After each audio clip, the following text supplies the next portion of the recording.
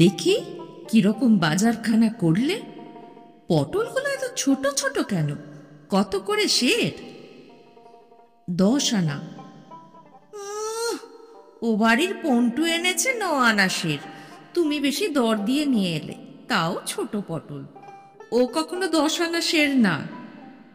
বাহ, আমি মিথ্যে বলছি? তুমি তো বড্ড সত্যবাদী যুধিষ্ঠির, তা আমার ভালো জানা আছে। আচ্ছা রও, ও পটল আমি ওজন করে দেখব। কেন, আমার কথা বিশ্বাস হলো না? না, তোমার কথা আমার বিশ্বাস তো হয়ই না।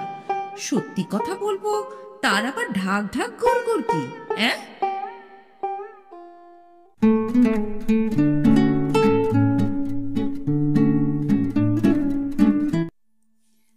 কুসুমকলির ব্যাকস্টেজে আজ আপনারা শুনছেন শ্রী বিভূতিভূষণ বন্দ্যোপাধ্যায়ের গল্প ঝগড়া। গল্প পাঠে আমি সহেলি। আজ আপনারা শুনছেন শ্রী বিভূতিভূষণ বন্দ্যোপাধ্যায়ের গল্প ঝগড়া। গল্পটি শুনে কেমন লাগলো লিখে জানাতে ভুলবেন না। সন্ধ্যার সময় কেশব গাঙ্গুলির ভীষণ ঝগড়া হয়ে গেল দুই কন্যা ও স্ত্রীর সঙ্গে। কন্যা দুটিও মায়ের দিকে চিরকাল। এদের কাছ থেকে কখনো শ্রদ্ধা ভালোবাসা পাননি কেশব। শুধু এনে দাও বাজার থেকে, এই আকড়া চাল মাথায় করে আনো 1.5 ক্রোশ দূর বাজার থেকে, তেল আনো, নুন আনো, কাঠ আনো, এই শুধু ওদের মুখের বুলি। কখনো একটা ভালো কথা শুনেছেন ওদের মুখ থেকে? ব্যাপারটা সেদিন দাঁড়ালো এই রকম। সন্ধ্যার আগে কেশব গাঙ্গুলি হাট করে আনলেন। তার বয়স 72 বছর। চলতে আজকাল যেন পা কাঁপে, আগের মতো শক্তি নেই আর শরীরে। 2.5 টাকা করে চালের কাঠা, 2 কাঠা চাল কিনে আর তাছাড়া তরি তরকারি কিনে ভীষণ কদর্মময় পিছল পথে কোনো রকমে পড়তে পড়তে বেঁচে গিয়ে কেশব গাঙ্গুলি তো হাটের বোঝা বাড়ি নিয়ে এলেন। স্ত্রী মুক্তকেশী বললে, দেখি কিরকম বাজারটা করলে। পটলগুলো অত ছোট ছোট কেন? কত করে সের? 10 আনা। ও বাড়ির পন্টু এনেছে 9 আনা সের। তুমি বেশি দর দিয়ে নিয়ে এলে, তাও ছোট পটল। ও কখনো 10 আনা সের না।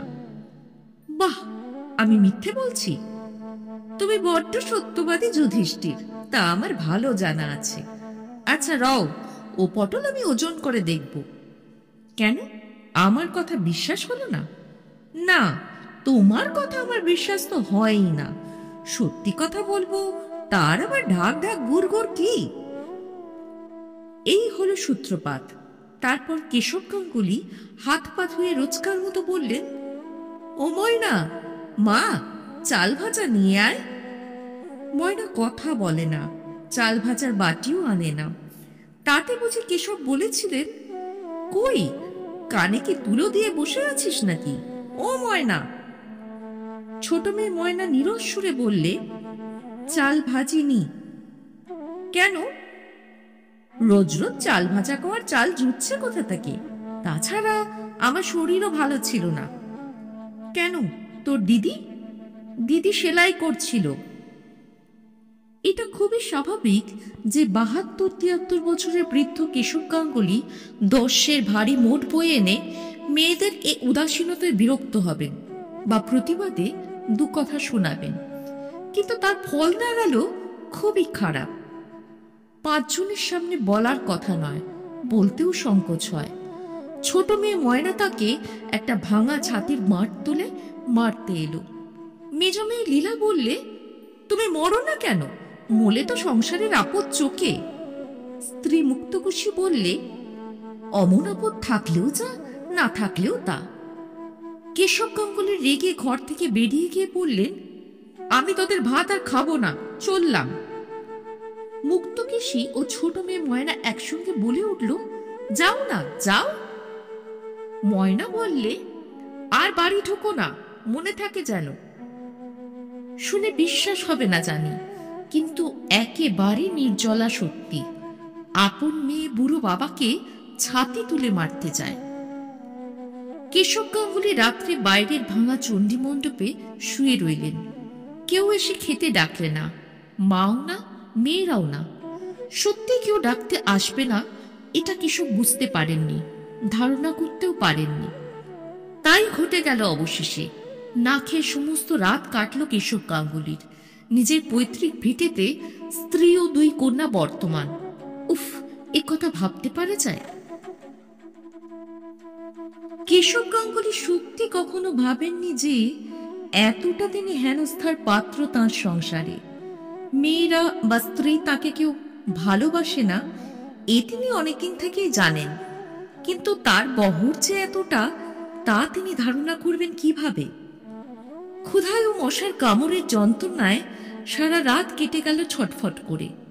সকালে উঠে আগে কেশব নদী থেকে স্নান করে এসে সন্ধ্যান্নিক ও জপ করে নিয়ে প্রতিবেশী যদুনন্দন মজুমদারের বাড়ি চা খেতে গেলেন। যদুনন্দন বললেন, কি কাকা, আজ এত সকালে কি মনে করে? এই কথার উত্তরে কেশব গাঙ্গুলি বললেন কাল রাত্রের কথা, পরিবার ও মেয়ের দুটির দুর্ব্যবহারের কাহিনী। যদুনন্দনের কাছে এ কথা নতুন নয়। পাড়ার মেয়েদের কানাকানির মধ্য দিয়ে কেশব গাঙ্গুলির দুরবস্থার কথা অনেকদিন শুনেছেন তিনি। তবু বিস্ময়ের ভান করে বললেন, সে কি কাকা, বলেন কি, কাল রাত্রে খাননি? এই বড় অন্যায় কাকিমার, ছি ছি, এবেলা আপনি আমার বাড়ি খাবেন, বসুন। কেশব গাঙ্গুলি আর বাড়ি এলেন না। সেখানেই দুপুর পর্যন্ত থেকে আহারের পর যখন বাড়ি এলেন তখন এক ভীষণ কাণ্ড বেঁধে গেল। মুক্তকেশী বললে, আবার বাড়িতে কেন? যাও, দূর হও। যে বাড়িতে গিয়ে নিন্দে রটনা করে এক পাথর ভাত মেরে এলে সেখানেই যাও না। কতদিন খেতে দেয় দেখি একবার। মেয়েরাও বললে, বেশ তো, পরের বাড়ির টোকলা সেদে কদিন চলে দেখি না, এখানে আবার কেন, যাও না। কাকে কি বলেছি আমি? আহা নেকা, আমরা আর জানিনি। এই তো যদি তোর মেয়ে ঘাটে আজ ব্যাখ্যান করেছে সবার কাছে, ওই বুড়ো মানুষ ওকে খেতে দেয়নি, দূর দূর করে তাড়িয়ে দিয়েছে, মেরেছে। সে কত কথা, আমরা শুনিনি কিছু? তা তো মিথ্যে কিছু বলিনি। মেরেছিলাম তোমাকে আমরা, খেতে দিইনি আমরা। তুমিই তো তেজ করে চণ্ডী মণ্ডপে গিয়ে শুয়ে রইলে, আবার লাগানি ভাঙানি পাড়ায় পাড়ায়। বেশ, লাগাও, লাগিয়ে করবে কি? যাও না, যেখানে খুশি যাও, আমরা তো বলেছি বেরো না। ছোট মেয়ে বললে, মরে যাও না, মলেই তো বাঁচি। কেশব গাঙ্গুলি ঘরের মধ্যে ঢুকে কাপড় জামা পরে, একটা থলের মধ্যে কাপড় গামছা পরে নিয়ে তেড়ে ফুড়ে বাড়ি থেকে বেরুলেন। বলে গেলেন, বেশ, তাই যাচ্ছি, আর তোদের বাড়ি আসবো না, চললাম। মুক্তাকেশী চেঁচিয়ে বললে, তেজ করে যেমন বেরুনো হলো তেমনি আর ঢুকো বাড়িতে কালা মুখ নিয়ে। দেখবো তেজ, কে জ্বর হলে দেখে তা দেখবো। কেশব গাঙ্গুলি হন হন করে বাড়ি থেকে বেরিয়ে চলে গেলেন। হোক জ্বর, নৈহাটি থেকে এখানে এসে পর্যন্ত ম্যালেরিয়ায় ভুগছেন। দুর্বল করে ফেলে দিয়েছে বড়, তা হোক, যা হয় হবে। কেশব গাঙ্গুলি রেলে চাকরি করতেন। চাকরি থেকে অবসর নিয়ে নৈহাটিতে বাড়ি করেছিলেন, কিন্তু 12-14 বছর বসে খেয়ে প্রভিডেন্ট ফান্ডের সামান্য টাকা যা বাড়ি তৈরির পর অবশিষ্ট ছিল ক্রমে ক্রমে ফুরিয়ে যেতে লাগলো। এখনো ছোট মেয়ের বিয়ে বাকি, টাকা ফুরিয়ে গেলে কি খাবেন? অগত্যা নৈহাটের বাড়ি বিক্রি করে পৈতৃক গ্রামে এসে 2 বছর বাস করছেন। শরিকদের সঙ্গে ঝগড়া করে 2 ঝাড় বাঁশ ও বিঘে 2 ধানের জমি ভাগ পেয়ে যা হোক একরকম চালিয়ে যাচ্ছিলেন। কিন্তু মেয়ে দুটি আর পরিবারের জন্য সত্যি তার সংসারে বিতৃষ্ণা হয়ে গিয়েছে। মেজ মেয়ের বিয়ে দিয়েছিলেন, কিন্তু স্বামীর চরিত্র ভালো নয়। সে মেয়ে তার কাছেই আছে বিয়ের 2 বছর পর থেকেই। সব দিক থেকেই তার গোলমাল। ভেবেছিলেন ছোট মেয়েটার বিয়ে দিয়ে একরকম নিচ্ছদ ছাড় হবেন, কিন্তু আর সংসারে তার দরকার নেই। যাদের জন্য চুরি করেন তারাই বলে চোর। সে সংসার আর ধরতে আছে? কেশব গাঙ্গুলি রেলের বোতাম বসানো সাদা কোট একটা নিয়ে বেরিয়েছেন। রেলের ভাড়া লাগবে না। রেলের বোতামওয়ালা কোট দেখলে ছেলে ছোকরার টিকিট চেকাররা একবার চেয়ে দেখে চলে যায়, কিছু জিজ্ঞেস করে না। একটি পয়সা তার নিজের হাতে নেই। 1,000 টাকা আছে স্ত্রীর নামে, আর 1,000 আছে অবিবাহিত ছোট মেয়ের নামে।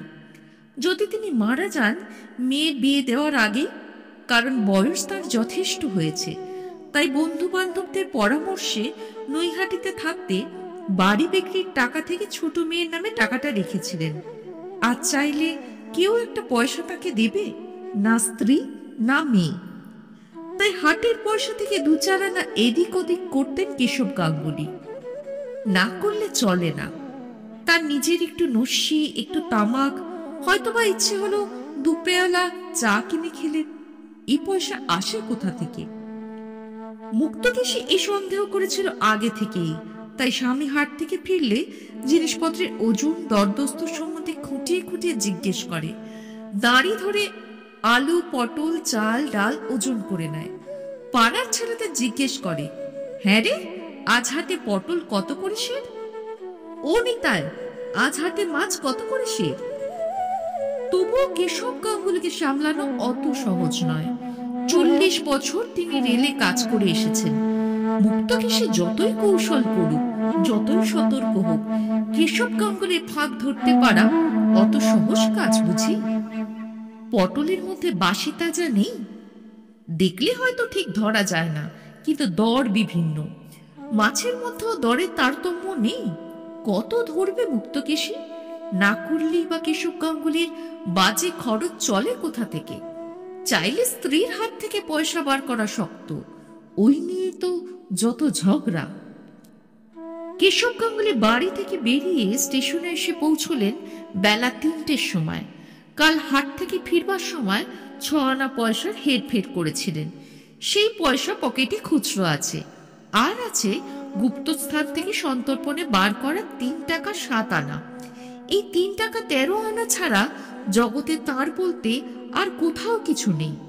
হ্যাঁ, অবশ্যই পকেটে ঘড়িটা আছে, সেটাও রেলের জামার বুক পকেটে এনেছেন। বিক্রি করলে 30-40 টাকা হবে। সেকালের কুরুভাইজার ফ্রেডিসের ঘড়ি, এখনকার মতো ফঙ্গবেনে জিনিস নয়। স্টেশনের কাছে একটা জাম গাছের তলায় পাকিস্তানের উদ্বাস্তুদের পান বেড়ির দোকান।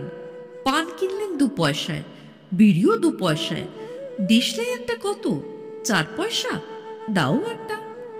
পান খেয়ে বেড়ির ধোয়া টেনে কেশব গাঙ্গুলির শরীরের কষ্ট খানিকটা দূর হলো। এতক্ষণ চিন্তা করবার মতো অবস্থা তার ছিল না।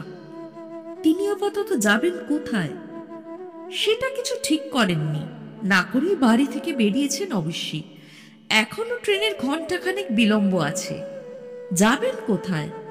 যেখানে যান যেতে তো হবে। 3 টাকা 13 আনায় স্বাধীনভাবে খাওয়া কতদিন চলবে? মেয়ের বাড়ি যাবেন? জামাই কাজ করে টিটাগড়ের কাগজের কলে, টিটাগড়েই বাসা। সেখানে যেতে লজ্জা করে। এই গত জ্যৈষ্ঠ মাসে সেখানে গিয়ে 2 দিন ছিলেন। অবশ্য জামাই ষষ্ঠীর তত্ত্বস্বরূপ নিয়ে গিয়েছিলেন কিছু আম ও 2টো কাঁঠাল। বারবার জামাই বাড়ি যেতে আছে। বিশেষ করে আজকাল রেশনের চালের দিনে কারো বাড়িতেই এক বেলায় বেশি 2 বেলা থাকতে নেই। কি মনে করবে যে কাল পড়েছে? ট্রেন এসে পড়ল। উঠে বসলেন এক কোণে। রেলে জামা আছে, টিকিট লাগবে না। হু হু করে ট্রেন চলল। কাশফুলের ক্ষেতে কাশফুল ফুটতে শুরু করেছে। খুব বৃষ্টি হওয়ায় ধানের ক্ষেত জলে ডুবুডুবু। অনেক জায়গায় এখনো ধান বুনছে। আমন ধান এবার নাবি। খুব ভালো করেছেন কেশব। যখন কাজ থেকে অবসর নিলেন তখন প্রভিডেন্ট ফান্ডের ধরুন 9,000 টাকা পেয়েই যদি তা থেকে কিছু ধানের জমি কিনতেন নিজের নামে, তবে আর স্ত্রী আর মেয়েরা এমন হেনস্থা করতে পারত? স্ত্রী আর মেয়েদের দুর্ব্যবহারের কথা মনে আসায় চোখ দিয়ে জল পড়ল। পোঁচার খুঁটে মুছলেন। কি না করেছেন ওদের জন্যে। ওই ছোট মেয়েটা নৈহাটিতে থাকতে একবার টাইফয়েড হয়েছিল। কেশব গাঙ্গুলি রাত জেগে ঘন্টায় ঘন্টায় থার্মোমিটার দেখেছেন, ওষুধ খাইয়েছেন। কই অবহেলা করতে পেরেছিলেন? 160 টাকা খরচ হয়ে যায় সেই অসুখে। ওই স্ত্রী মুক্তকেশীর সেবার হাঁপানির মতো হলো। চুচুড়ায় নিয়ে গিয়ে সপ্তাহে সপ্তাহে কবিরাজ দেখানো, অনুপানের ব্যবস্থা করা, পাছে আগুনের তাতে কষ্ট হয় বলে রাঁধতে দিতেন না, রান্নাঘরের কাছে যেতে দিতেন না। রাত্রে শুয়ে ভাবতেন, এই বয়সে হাঁপানি হলো, মুক্তকেশী বড় কষ্ট পাবে, কি করা যায়? রঘুনাথপুরের পীতাম্বর দাসের কাছে হাঁপানির মাদুলি পাওয়া যায়, তাই কি আনবেন? কত ভেবেছেন, কত ব্যস্ত হয়েছিলেন। সেই মুক্তকেশী তাকে আজ বললে, বাড়ি থেকে বেরিয়ে যাও আর এসো না। ছোট মেয়ে বললে, মরো না তুমি, মলেই বাঁচি, তুমি মলেই বা কি? কেন, তিনি কি ওদের জন্য কিছু করেননি? চিরকাল রেলে টরে টক্কা করেছেন, তবে কাদের জন্য? খাইয়ে মাখিয়ে বড় না করলে ওরা অত বড় হলো কি করে? আজ কিনা তিনি মরে গেলে ওরা বাঁচে? তিনি আজ সংসারের আপদ এই ৭৩ বছর বয়সে। এই ৭৩ বছর বয়সেও গত আষাঢ় মাসে যখন কাঠের ভয়ানক অভাব হলো, নিজে বাঁশঝাড় খুঁজে খুঁজে শুকনো বাঁশ আর কঞ্চি কেটে গোয়ালে ডাং করেননি, পাছে স্ত্রীর বা মেয়েদের রান্নার এতটুকু অসুবিধা হয় সেই জন্যে এই ভীষণ জলকাদার পথে মোট বয়ে নিয়ে যাননি। যাক, এসব কথা তিনি বলতে চান না, তবে মনে কষ্ট হয় এই ভেবে যে সংসার কিরকম অকৃতজ্ঞ। যাদের জন্য সারা জীবন খেটে খেটে গায়ে রক্ত জল করেছেন, তারাই আজ বলে কিনা তিনি মলেই তারা বাঁচে, তাদের কোনো ক্ষতি হবে না। কেশব গাঙ্গুলির মনের মধ্যেটা হাহা করে উঠল দুঃখে, চোখে আবার হু হু করে জল এলো। কোঁচার খুঁটে মুছলেন। আর যদি টিকিট! কেশব গাঙ্গুলি মুখ তুলে চমকে চাইলেন। একটি ছোকরা টিকিট চেকার সামনে এসে দাঁড়িয়েছে। কেশব গাঙ্গুলি বললেন, রেলওয়ে সার্ভেন্ট। ছোকরা চলে গেল। বেশ ছেলেটি, ওই রকম একটি ছেলে যদি আজ তার থাকতো, তাহলে ওরা এমন কথা বলতে সাহস পেত না। সবই অদৃষ্ট। ছেলে তার হয়নি, হয়েছিল। তখন তিনি টিটপাহাড় স্টেশনের তার বাবু। ছেলের নাম ছিল শান্টু। প্ল্যাটফর্মে হেলে দুলে চলে বেড়াতো। আজও বেশ মনে আছে। তাকে বলতো, বাবা, আমাকে পুরনো টিকিট দেবে? পুরনো টিকিট হাতে পেলেই সে হঠাৎ মুখে পু শব্দ করে ট্রেন ছেড়ে দিত। তারপর ঝকঝক ঝকঝক শব্দ করতে করতে প্ল্যাটফর্মের ধারে ধারে খানিক তোর মাথা নাড়তে নাড়তে কেমন যেত। টরে টক্কা টেবিলে কাজ করতে করতে তিনি বসে দেখতেন আর হাসতেন। মালকুড়ি রামদৌড়কে বলতেন শিশুকে ধরে বাসায় দিয়ে আসতে। শিশু বুঝতে পারত রামদেও তাকে ধরে নিয়ে যেতে আসছে। সে ছোট পায়ে ছুট দিত আর রামদেও পেছনে পেছনে এ খোকা বাবু, এ খোকা বাবু বলে ছুটত। এই দৃশ্য আজও এই এখনই চোখের সামনে দেখতে পাচ্ছেন কেশব। ১.৫ বছর বয়সে শান্টু মারা যায়। আজ ৩৬ বছর আগেকার কথা। তবুও যেন মনে হয় সেই সাহেবগঞ্জ স্টেশনের প্ল্যাটফর্মে বড় ঘোড়ানিম গাছটার ছায়ায় আজও শান্টু সেই রকম ছুটে ছুটে খেলা করে বেড়াচ্ছে। শান্টু থাকলে আজ বোধহয় এমন কষ্ট কেশব গাঙ্গুলির হতো না। চোখ দিয়ে এবার ঝরঝর করে জল পড়ল। মনের মধ্যে, বুকের মধ্যে কি একটা যেন ঠেলে ফুলে ফেপে উত্তাল হয়ে উঠল। কেশব জানলা দিয়ে বাইরের দিকে তাকিয়ে রইলেন। একটা রাখাল বালক একটা গরুকে কি নির্দয়ভাবেই না প্রহার করছে। খুব বৃষ্টির জল বেঁধেছে ডোবায়, পুকুরে। এক জায়গায় ছোট ছোট ছেলে মেয়েরা গামছা দিয়ে হেঁকে কুচো মাছ ধরছে। টেলিগ্রাফের তারে একটা কি পাখি বসে রয়েছে। নৈহাটি। কেশব গাঙ্গুলির চিত্তাসূত্র ছিন্ন হয়ে গেল। তিনি তাড়াতাড়ি গাড়ি থেকে নেমে পড়লেন। সন্ধ্যার আর বিলম্ব নেই। এখানে সাবেক বাসা ছিল। ২-৪ জন বন্ধুর সঙ্গে আলাপ আছে। তাদের কারো বাড়ি যাবার ইচ্ছে নেই। তবুও না গেলে রাত্রে থাকবেন কোথায় এই অভদ্রা বর্ষাকালে? খাবেনই বাকি? রমাপতির বাড়ি যাবেন? রমাপতি কুণ্ডুর বড় গোলদারি দোকান ও রেস্টুরেন্ট। নাম দি কমলাপতি মডার্ন রেস্টুরেন্ট। রমাপতির বড় ছেলের নাম কমলাপতি। তার ছেলে শান্তি ওই রেস্টুরেন্টে বসে। খুব বিক্রি। ৪-৫টা ছোকরা চা খাবার দিতে দিতে হিমশিম খেয়ে যাচ্ছে। শান্তি তাকে দেখে বলল, এই যে দাদু, আসুন। দেশ থেকে? ভালো সব? ওরে, ভালো করে গরম জলে ধুয়ে এক কাপ চা দে দাদুকে। আর কি খাবেন? একটা চপ দেবে? ভালো চপ আছে। না, টোস্ট দিক? তবে থাক। কেশব গাঙ্গুলি জানেন এখানে যা খাবেন তার নগদ দাম দিতে হবে এক্ষুনি। আরেকবার এরকম হয়েছিল, তাকে খাতির করছে ভেবে চপ, কাটলেট, ডিম যা নিয়ে আসে তাই খান। শেষে হাসি মুখে আপ্যায়িত করে বিদায় দেবার জন্যে টেবিলের কাছে যেতেই শান্তি হাসি মুখে বললে, 1 টাকা 13.5 আনা। আজ আর সে ভুল করবেন না, হাতে পয়সা কম। চায়ের 6 পয়সা দাম দিয়ে কিছুক্ষণ বসে রইলেন। শান্তিকে বললেন, তোমার বাবা ভালো? তোমার দাদু বাড়িতে আছেন? আগে হ্যাঁ। একবার যাব দেখা করতে? যান না, এখন বৈঠকখানাতেই বসে আছেন, আর শশী কাকা আছেন। আচ্ছা, আসি। কেশব গাঙ্গুলির মনটা খারাপ হয়ে গেল। ব্যবসাদারের চক্ষু লজ্জা নেই, সংসার বড় কঠিন জায়গা। তবুও রমাপতির বাড়িতেই গেলেন। রমাপতি কুণ্ড তাঁর সমবয়সী, তাকে দেখে খুশি হলো। যত্ন করলে খুব। রাত্রে লুচি, তরকারি, মিষ্টি খাওয়ালে। ভালো গদি পাতা নেটের মশারি খাটানো বিছানায় শুয়ে কেশব মশারির চালের দিকে চেয়ে দীর্ঘ নিঃশ্বাস ফেললেন। পরের এমন সুন্দর বিছানাতে কদিন তিনি শোবেন? তার আশ্রয়স্থল তো বৃক্ষতল। এরা না হয় আজ রাত্রেই খাতির করে আশ্রয় দিয়েছে। কেন অপরের অদৃষ্টে এত সুখ থাকে আর তাঁর অদৃষ্টে এমন ধারা? এই তো রমাপতিকে দেখলেন, তার নাতনিরা কত যত্নে বাতাস করতে লাগলো খাওয়ার সময়। খাওয়ার পরে এক বড় নাতনি আমলা নাকি রোজ তেল মালিশ করে দাদুর পায়ে। পুত্রবধূরা বাবা বলতে অজ্ঞান। সেটা হয়তো পয়সাওয়ালা বলে। রমাপতির নামেই ব্যবসা, লক্ষপতি লোক। আজ তার হাতে যদি পয়সা থাকতো তবে কি আর মেয়েটা তাকে অমন কথা বলতে সাহস করত? তিনি নিঃস্ব, কাজেই তাকে হেনস্থা করে। পয়সা এমন জিনিস। কত কি ভাবতে ভাবতে কেশবের ঘুম এলো। একটা বড় ব্যথার জায়গা খচখচ করে। যখন তিনি চলে যাচ্ছেন বাড়ি থেকে বেরিয়ে, তখন মেয়েরা কেন দৌড়ে এসে পথ আটকালে না? স্ত্রী কেন ছুটে এলো না? সব মিথ্যে, সব ভুয়ো, সব স্বার্থের দাস। দয়া, মায়া, স্নেহ, মমতা পৃথিবীতে নেই। রমাপতি কুণ্ড লক্ষপতি, তাই আজ নাতি নাতনি তার পায়ে তেল মালিশ করে। পুত্রবধূরা দুধের বাটি মুখে ধরে। যদি তার টাকা থাকতো তারা তো ওই রকমই হতো।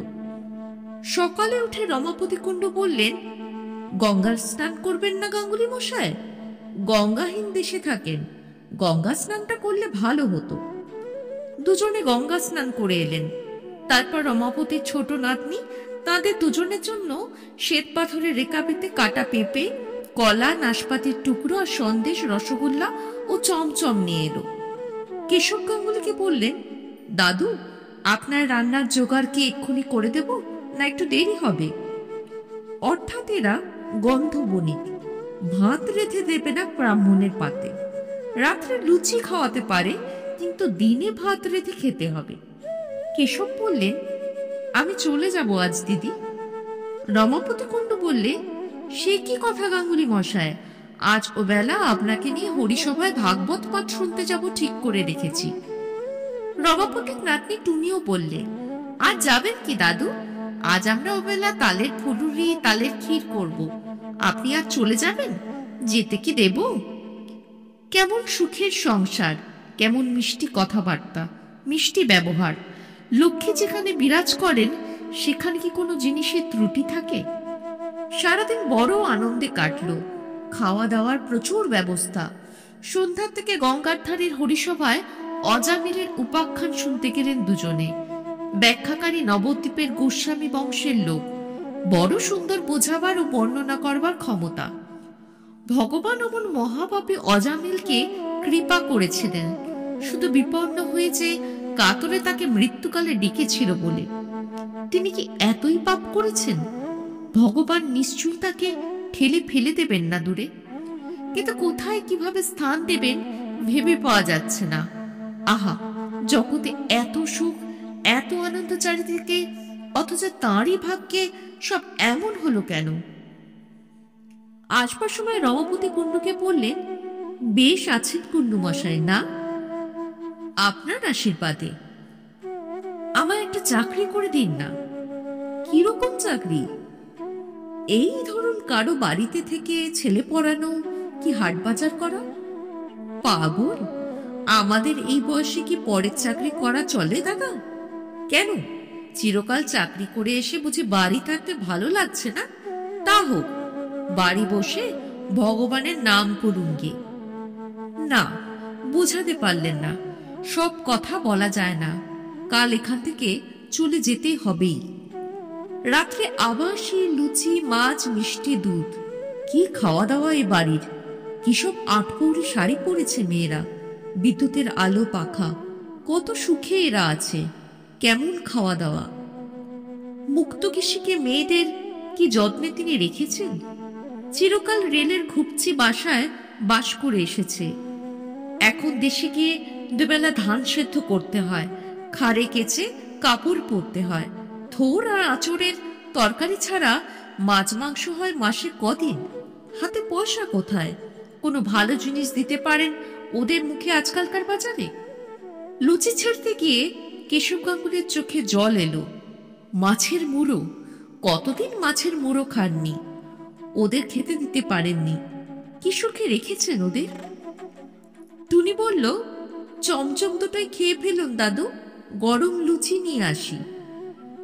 পরদিন সকালে রমাপতি কুণ্ডুর বাড়ি থেকে চলে গেলেন কেশব। ওরা বলেছিলেন সেদিনটাও থাকতে, কেশব থাকতে চাইলেন না।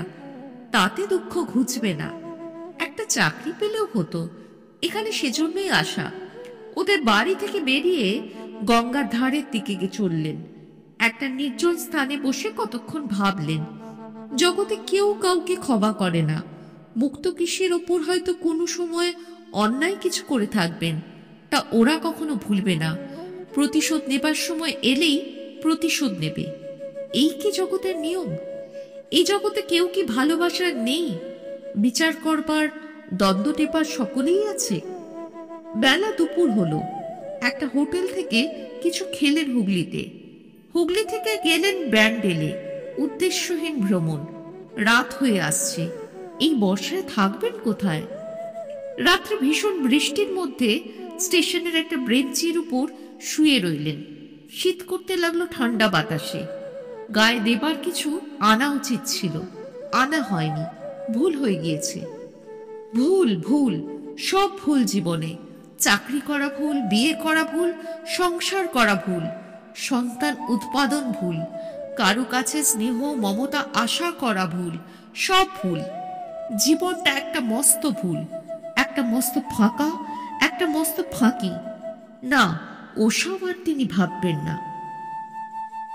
4 দিন পরে কেশব গাঙ্গুলির হাতে সব টাকা ফুরিয়ে গিয়েছে। ব্যান্ডেল স্টেশনের বেঞ্চিতে শুয়ে একদিন কাটল। কাল থেকে কিছু খাওয়া হয়নি, খুব খিদে পেয়েছে। চলবেন কি করে তাঁর? শরীর ঝিমঝিম করছে খিদেতে। 73 বছর বয়সে খিদে সহ্য করবার মতো শক্তি নেই তার। সত্যি বড় খিদে পেয়েছে। কি করবেন এখন? ঘড়িটা বেচবেন? মনে পড়ে তার প্রথম যৌবনে তিনি ব্যান্ডেল স্টেশনের সিগন্যাল ক্লার্ক ছিলেন। ওই তো তার সেই ঘর, সেই টেবিল, সব সেই রকমই আছে। তার কোয়ার্টার সেখানে ছিল না। গঙ্গার ধারে একটা ছোট বাড়ি ভাড়া করে পিসিমাকে নিয়ে থাকতেন। বাসার কাছে একটা ঘোড়া নিম গাছ ছিল। 50 বছর আগেকার কথা, অর্ধ শতাব্দী। আশ্চর্য, সেই টেলিগ্রাফের টেবিলটা আজও আছে। মুক্তকেশীর তখন সবে বিয়ে হয়েছে। ঘোড়া নিম গাছের তলাকার সেই বাসায় মুক্তকেশী ঠিক সন্ধ্যা 7টার সময় জানলার কাছে এসে দাঁড়িয়ে থাকত। তিনি ফিরবেন তাকে দেখবে বলে। ষোড়শী বালিকা মুক্তকেশী, কি হাসি ছিল মুখের, চোখে হাসত তাকে দূরের পথের উপর দেখতে পেয়ে। আজও সেই বাড়িটা আছে। তাদের দুজনের অতীত যৌবনের সুখের প্রহরগুলিতে সাক্ষী সেই বাড়িটা। একদিন বললেন, আচ্ছা মুক্ত, তুমি দাঁড়িয়ে থাকো কেন জানলায়? মুক্ত বলেছিল তুমি আসো, তাই। কেন? পথের উপর দেখতে পেয়ে খুশি লাগে। কতক্ষণ দেখিনি, মন কেমন করে। তা করে না? একদিন মনে আছে, তাকে জানলা থেকে বললে, আজ কি করেছি বলো তো তোমার জন্যে? কি গো? ডাল পুরি। সত্যি? হ্যাঁ, এসে দেখো। তারপর তিনি বাড়িতে ঢুকলে তাকে পাখার বাতাস দিয়ে সুস্থ করে মুক্ত পিঁড়ি পেতে বসিয়ে 16-17খানা গরম ডালপুরি খাইয়েছিল কত যত্ন করে। আর সেই মুক্তকে সে আজ 50 বছর পরে তাকে দূর দূর করে বাড়ি থেকে তাড়িয়ে দিল। আজ যখন মুক্তকে সে সেবা সবচেয়ে তার দরকার রয়েছে, তখন চোখ দিয়ে জল বেয়ে পড়ল হু হু করে কেশব গাঙ্গুলির। কেমন যেন সব মনে হলো শূন্য। ওই আকাশের নিরালা মেঘগুলির মতোই তার মন শূন্য, জীবন শূন্য, নিরালা নিরবলম্বন। পৃথিবীতে কেউ তার কোথাও নেই। 50 বছর আগে সে ষোড়শী রূপসী মুক্তকেশীকে আজ আর কোথাও খুঁজে পাওয়া যাবে না। কোন অজানা দিগন্তে সে মিলিয়ে গিয়েছে বহুকাল আগে। জীবনটা কেন এত বড় ফাঁকি, এত বড় মিথ্যে, এত বড় জুয়োচুরি? আরে গাঙ্গুলি বাবু যে কোথায় ছিলেন এতদিন? কেশব চমকে পেছনে ফিরে চেয়ে দেখলেন একজন মধ্যবয়স্ক টিকিট চেকার, ক্রু দলের মোড়ল। ওর নামটা তিনি জানতেন, এইমাত্র তিনি হঠাৎ ভুলে গেলেন। বুড়ো হয়েছেন, মুখ দেখে এখন আর ভালো বলতে পারেন না। বাড়ি ছিলাম ভাই। তারপর এখানে কি মনে করে? বৌদির সঙ্গে ঝগড়া করে নাকি? কেশবের মুখ বিবর্ণ হয়ে গেল। কাষ্ঠ হাসি হেসে বললেন, হ্যাঁ ভাই, সেসব তাই বটে। চলুন সাহেবগঞ্জ পর্যন্ত বেরিয়ে আসা যাক। চেক করতে বেরিয়েছি, চলুন আমার সঙ্গে, সেকেন্ড ক্লাসে তুলে দিচ্ছি, আসুন। খাবো কোথায়? আপনি খাননি এখনো? বর্ধমানে খাওয়াবো, চলুন। জিনিসপত্র কিছু আছে? কিছু না। তবে চলুন, এক্সপ্রেস এসে পড়ল। বর্ধমানে ক্রুদের ঘর থেকে সঙ্গী লোকটির জন্য ভাত তরকারি এলো। রাত তখন 7:30। দুজনে ভাগ করে খেলেন। সঙ্গী ব্রাহ্মণ, নাম পঞ্চানন বাড়ুজ্জে, বাড়ি জয়নগর মজিলপুর। পেট ভরে ভাত খেয়ে কেশব গাঙ্গুলির যেন ধরে প্রাণ এলো। উফ, যা খিদেটা পেয়েছিল! কি সুন্দর বর্ষা সচল বাতাস দুদিকের মাঠে বনে বইছে। কুরচি ফুলের সুবাস মাঝে মাঝে আসে বাতাসে। এই সব বন, এই অন্ধকার আকাশ, নক্ষত্রের দল কেমন যেন তাকে বহুদূরের সঙ্গীহীন একক জীবনের বাণী এনে দিচ্ছে। নিঃসঙ্গ জীবনে কত দূরে কোথায় যেন যাচ্ছেন তিনি। আর বাড়ি ফিরবেন না, আর মুক্তকেশীর হাতে হাটের থলে তুলে দেবেন না। তার সংসার করা ফুরিয়ে গিয়েছে। অন্ধকারের মধ্য দিয়ে নিরুদ্দেশের থেকে যাত্রা শুরু করলেন আজ তিনি। সেকেন্ড ক্লাস গাড়িতে তিনি একা। বেশ লাগছে অনেকদিন পরে। গত 1 বছর শুধু মাথায় মোট করে হাট ঘুরেছেন, বাজার করেছেন। মাথার ঘাম পায়ে ফেলে রেশনের আটা, চিনি, কেরোসিন তেল এনেছেন, যাদের জন্য তারা আজ এই 73 বছর বয়সে তাকে পারলে ঘরের বার করে দিতে। পয়সার তার দরকার নেই, পয়সা সব মুক্তকেশীর হাতে থাকুক। তার পয়সাকেই ওদের দরকার, তাকে নয়তো। বেশ, পয়সাই রইল। চললেন তিনি। সাঁইথিয়া। অনেক রাত হয়েছে, এবার একটু ঘুমুলে হতো না? সারাদিন টোটো করে বেরিয়েছেন ব্যান্ডেলে। এই সাঁইথিয়াতে একবার তিনি রিলিফে এসেছিলেন, মনে আছে, বহুকাল আগে। তখন মুক্ত বলে দিয়েছিল রোজ 1খানা করে চিঠি দিও। 8খানা পোস্টকার্ড সঙ্গে নিয়ে দিয়েছিল। হঠাৎ মনে পড়ে গেল কথাটা। সাঁইথিয়াতে তখন বিধুভূষণ রায় ছিলেন স্টেশন মাস্টার। তার বাড়িতেই খাওয়া দাওয়া হতো। বিধুবাবুর ছেলে সদানন্দ তার চেয়ে কিছু ছোট। সদানন্দ ও তিনি একসঙ্গে তাস খেলতেন কাছাকাছি একজন ভদ্রলোকের বাইরের ঘরে বসে। একবার একটা পাকা কাঁঠাল বিধুবাবু নামিয়ে দিলেন গার্ডের গাড়ি থেকে। কাঁঠালটা আধপচা। সদানন্দ বললে, দাদা, মা বলেছেন ক্ষীর কাঁঠাল খাবেন ও বেলা। কেশব বললেন, দূর, ও পিচি ছাড়া আর কিছু পাওয়া যাবে না। আমি বলছি পাওয়া যাবে, কখনো না। বাজি কি বলো? বউ দিদিকে 3 দিন চিঠি দিতে পারবেন না দাদা, অত কি টেবিলে বসে লেখেন? খুদে খুদে লেখাতে একখানা পোস্টকার্ডে একখানা খামের কাজ করে নেন, ফেলবেন বাজি? রাজি হননি কেশব। মুক্তকে চিঠি না দিয়ে থাকা অসম্ভব। সে একা সেই ব্যান্ডেলের সেই ছোট্ট বাসাতে বসে তার জন্য দিন গুনছে। রোজ ঘোড়া নিম গাছটার তলায় পিয়নের আবির্ভাবের অপেক্ষায় বসে থাকে খাওয়া দাওয়ার পর জানলাটিতে। তাকে 3 দিন চিঠি না দিয়ে বঞ্চিত করতে পারবেন না, তা কখনোই হয় না। সেসব দিন কি খুব দূরে চলে গিয়েছে? বড্ড পেছনে ফিরে এসেছেন কি? স্বপ্নের মতো মনে হলো, আবছায়া আবছায়া সব মিলে একাকার হয়ে যাচ্ছে। মুক্তকে সেই শান্টু ব্যান্ডেল 3 পাহাড়, প্রথম যৌবন, 73 বছরের বার্ধক্য, স্বপ্ন। কাঁদছেন নাকি আবার তিনি? তাই তো, কোটের গলার কাছটাই ভিজে। না কাঁদবার কি আছে? বুড়ো বয়সে চোখ পানসে হয়ে যায়, কাঁদবেন কেন তিনি? গাঙ্গুলি বাবু ঘুমোলেন? অমন ভাবে শুয়ে কেন? শরীর খারাপ হয়নি তো?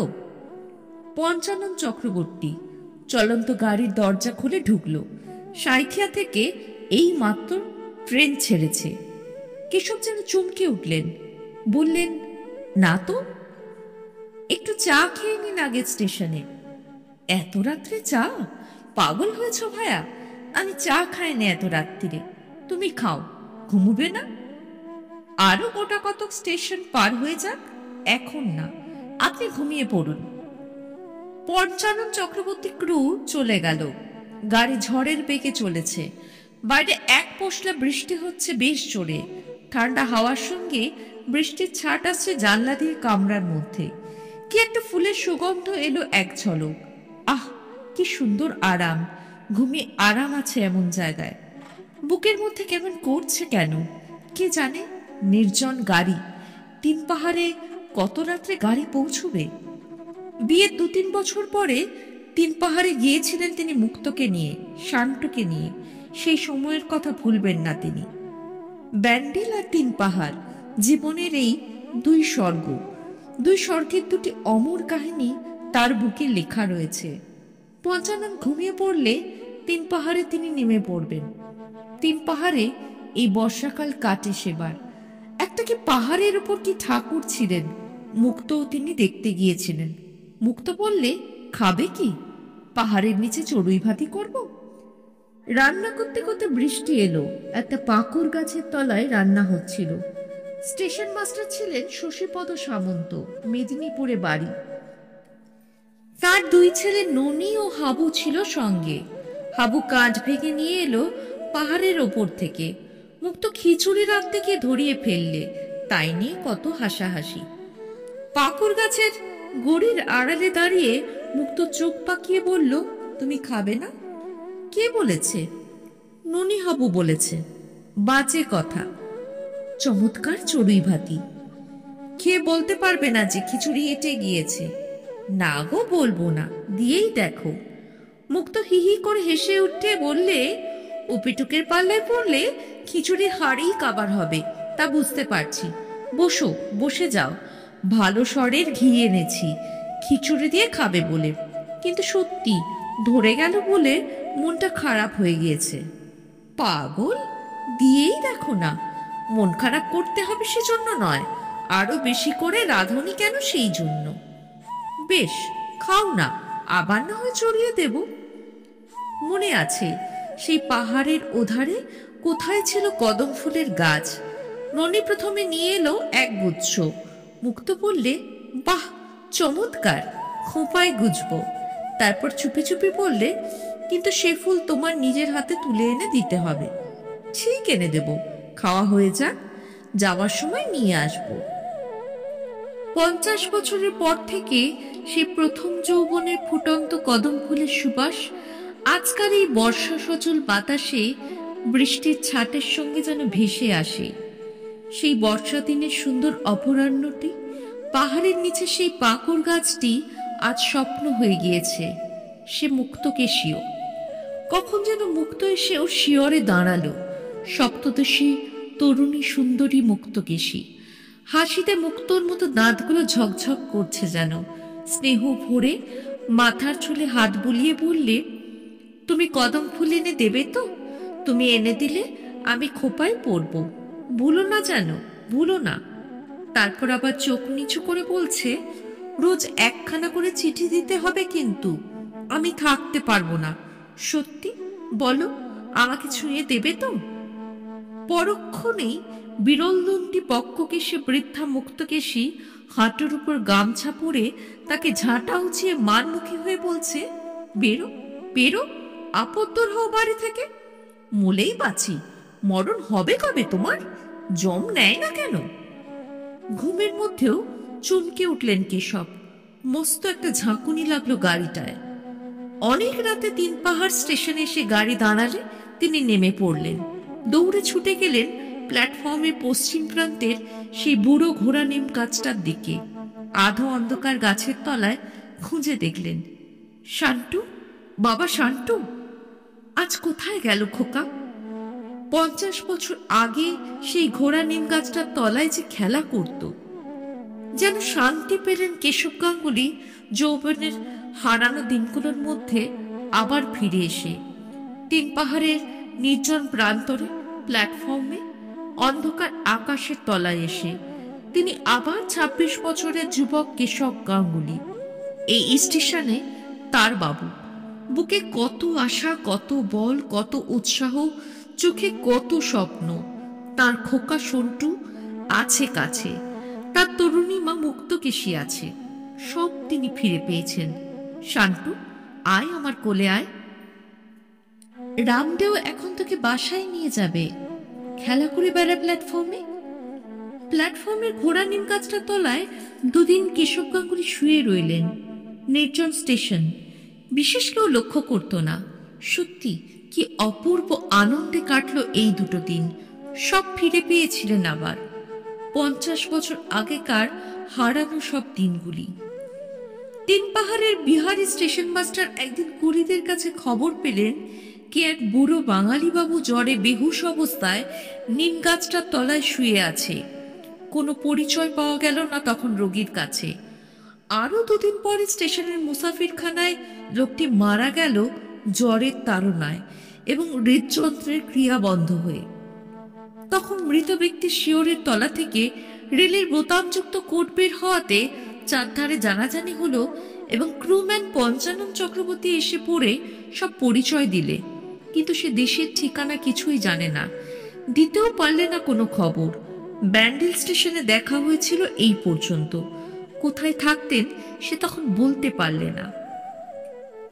আরো কয়েকদিন পরে মুক্তকেশী মেয়েরা টেলিগ্রাম পেয়ে এসে পড়লে যেদিন তিন পাহাড়ে, তার কয়েকদিন আগে কেশব গাঙ্গুলির অস্থি কখানা সখরিগলি ঘাটের গঙ্গায় স্থান পেয়ে গিয়েছে রেলের বাবুদের সহযোগিতায়।